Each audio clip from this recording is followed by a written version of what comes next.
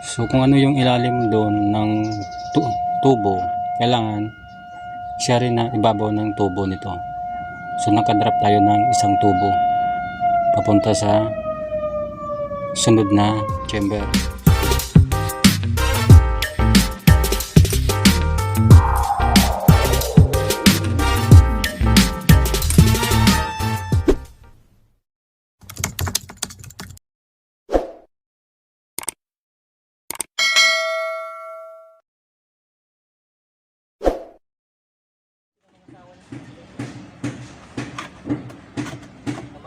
Masyal daw sila, wala daw magawa, sabi niya.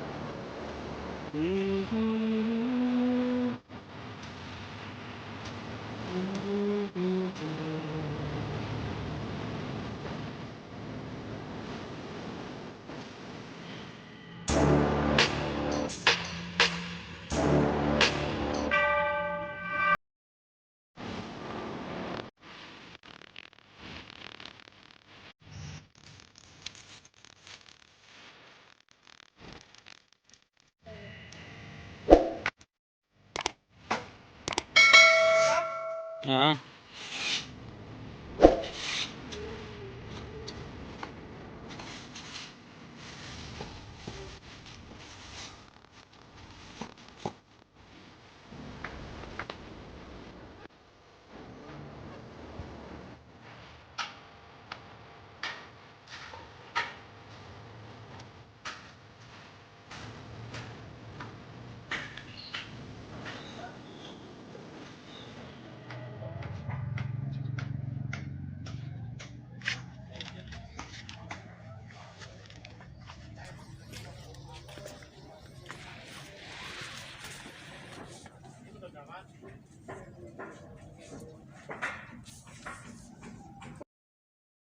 So ito na mga kaidiyas yung ginagawa natin Poso Negro. Bali 300 by 150 yung laki nito. Yung loob niya bali 175 yung height niya. So, tatlong chamber siya. Dalawang naka-flooring, then isa yung graba lang. Babanigan lang natin ng graba. So, yun mga kaidiyas, malapit na natin sa matapos.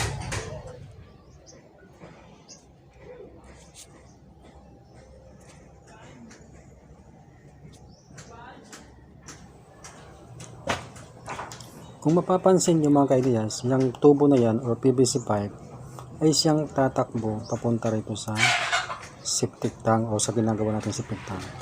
At yung sa kabilang side naman, yan mga kaidiyas na PVC pipe ay papunta rin siya rito sa ating ginagawang septic tank. So dito sa malaking septic tank at lilipat sa pangalawa, then sa pangatlong chamber or compartment.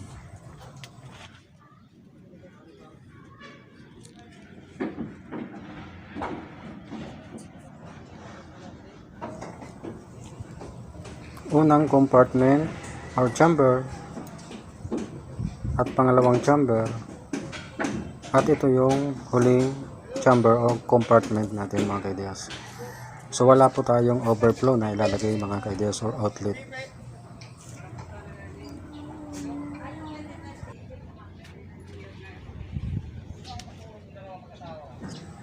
At napaka-importante din or kinakailangan na naka-plastering yung loob ng bawat chamber or compartment natin mga kaidiyas. At maging yung naka-usli na labas nito. So for safety purposes na para sa lahat ng kalahatan mga kaidiyas.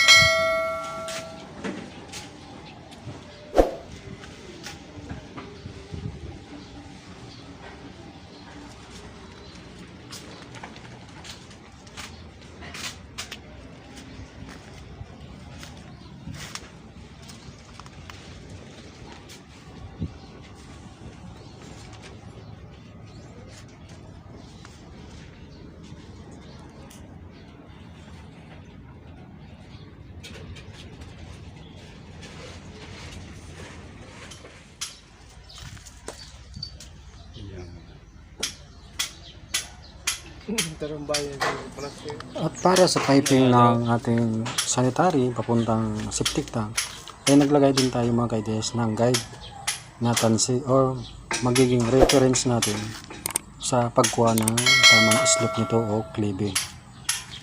So yan ang tamang idea mga kaidiyas para nasa tama yung cleaving o slope ng ating piping. Log! Tira ka na sa laog! Log, okay ka lang? Ha? Okay ka lang? Okay lang! Nasa Bartolina ka. Buhay pa naman! Ay, tiktik ko!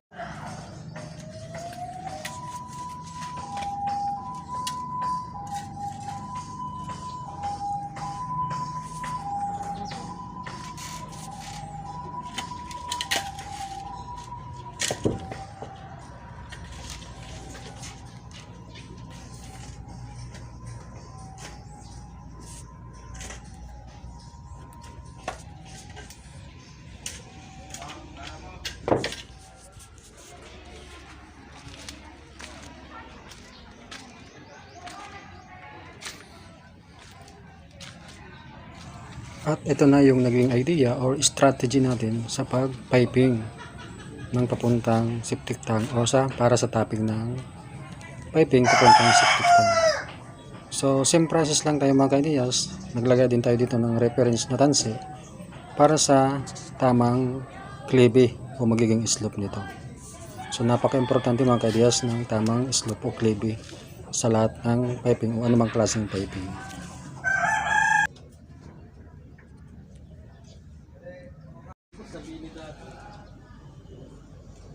Wala si Tio. Kapag walang kayong si Paragas Tio. Sus, konti na lang. Bukas, forma.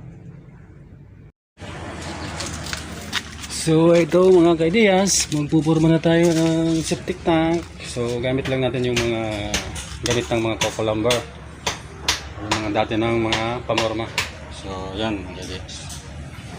So okay. Samahan nyo ako mga kaidiyas.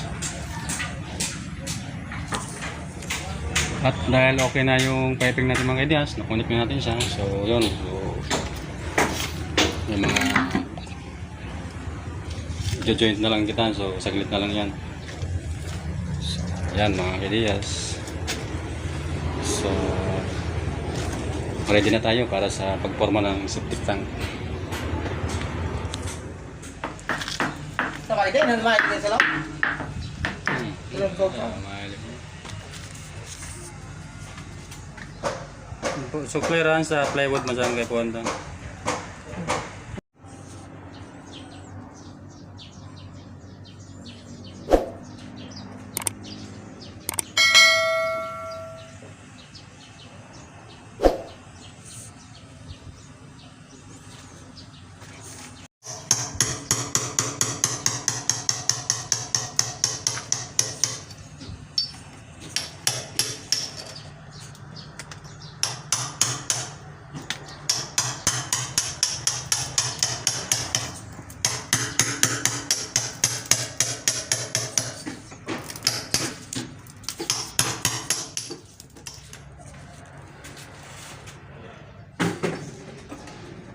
Ayos na baga.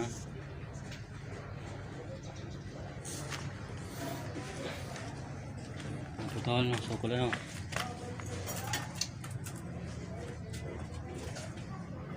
Bantay gimana gede. Ya, yun lang, sige na.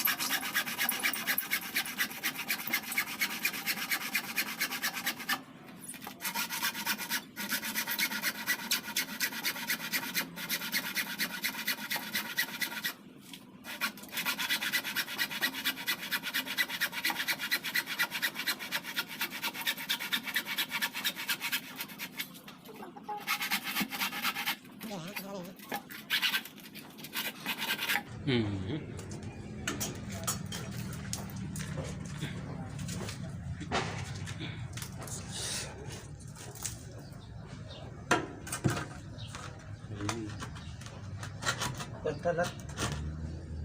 Puka. Ada deh.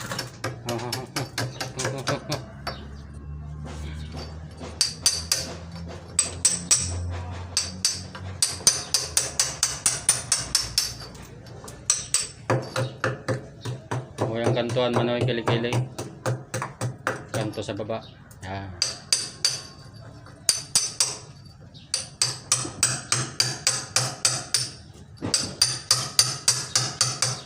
Balyo pa.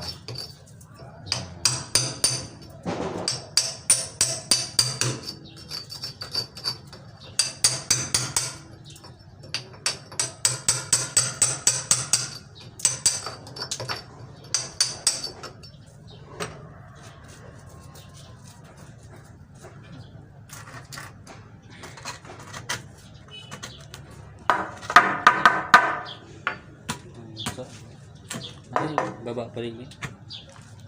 Ha? Hindi dito. Ayan, kili-kili, kanto.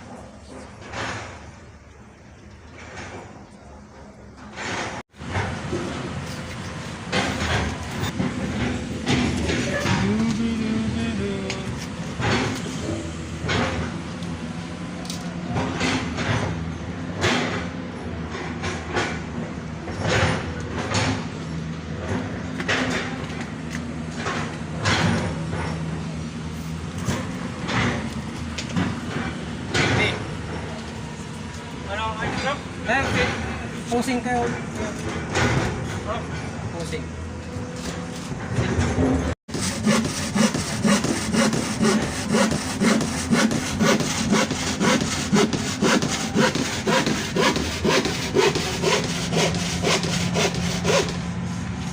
Pilit talaga si Ray. Si Ray.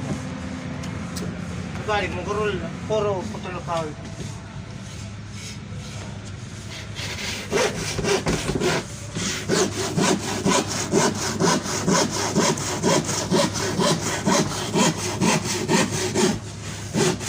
Madilim na. Sarado.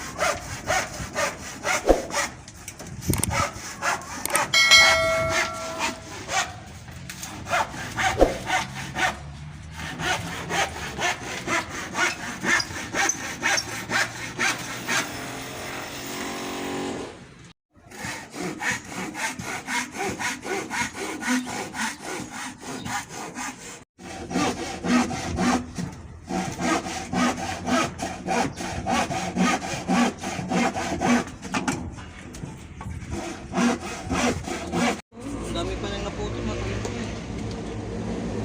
Lalo na kung may make up pa yan. Kaparong pa. Ang ganda talaga niya.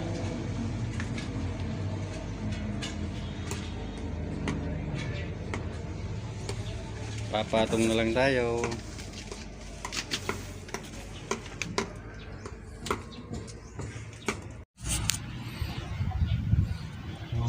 Okay, so malapit na.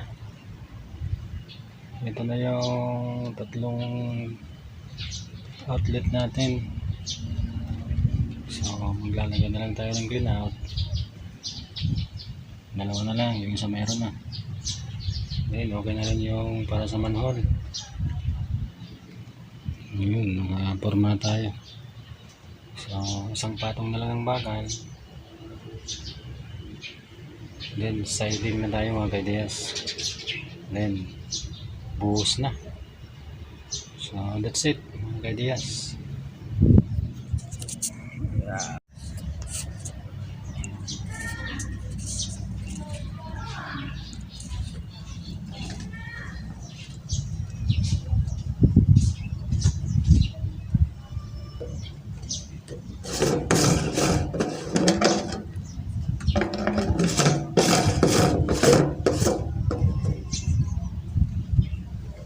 Yun guys, so yung mga kaideyas lalagyan pa natin ng clean out. So ito yung manhole ready na. Yan, tatlong manhole, tig-isa yung bawat compartment or bawat chamber. At isang patong na lang din tayo ng horizontal, bakal, then siding na tayo mga kaideyas. So yeah, that's it. Then buhos na tayo. Dito mga kaideyas, kailangan ito lang yung nakalitaw sa pinaka-buhos natin. Ito lang dito lang yung level ng buhos natin. So ito lang yung nakausli. So ganun din doon sa dalawang yun. Ito yung pinaka-main na compartment natin. Dito yung outlet papuntang second. Then ito yung outlet papunta dito sa third compartment. So, yung third compartment natin or chamber ay naka-graba lang. So, ito yung tamang strategy o tamang paggawa ng septic tank mga ka-ideas. At ito din yung nakabase sa plano.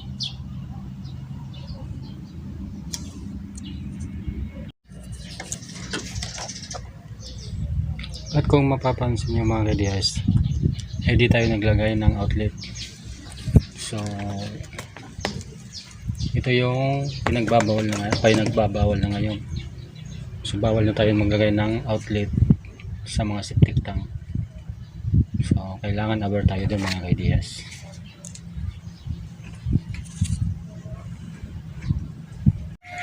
At yung isa sa mga pinaka-importante yung mga ka-ideas, yung dropping ng ating mga outlet.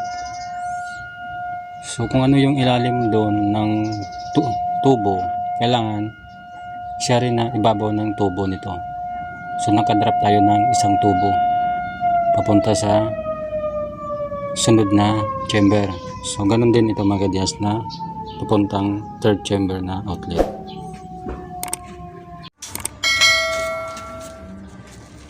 Gimana? Ini.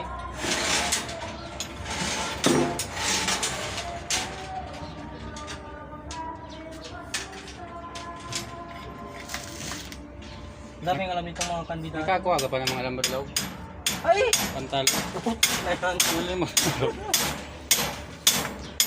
ko na ng... Marami-rami pa to. Tatalian. Kailangan ko na ng insure po.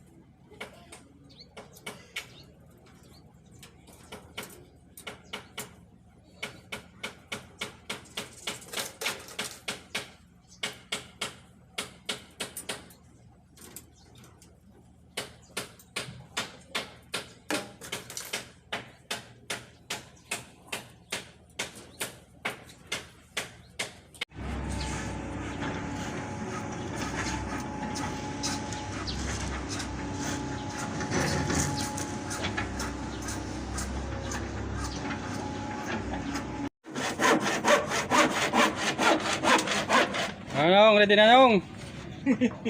Ready na sa buhos. Ano na?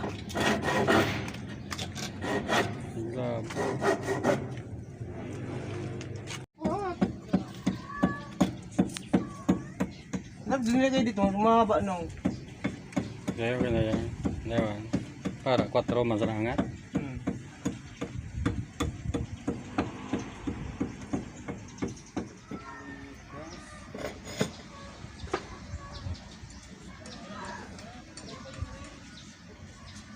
Some dance to remember.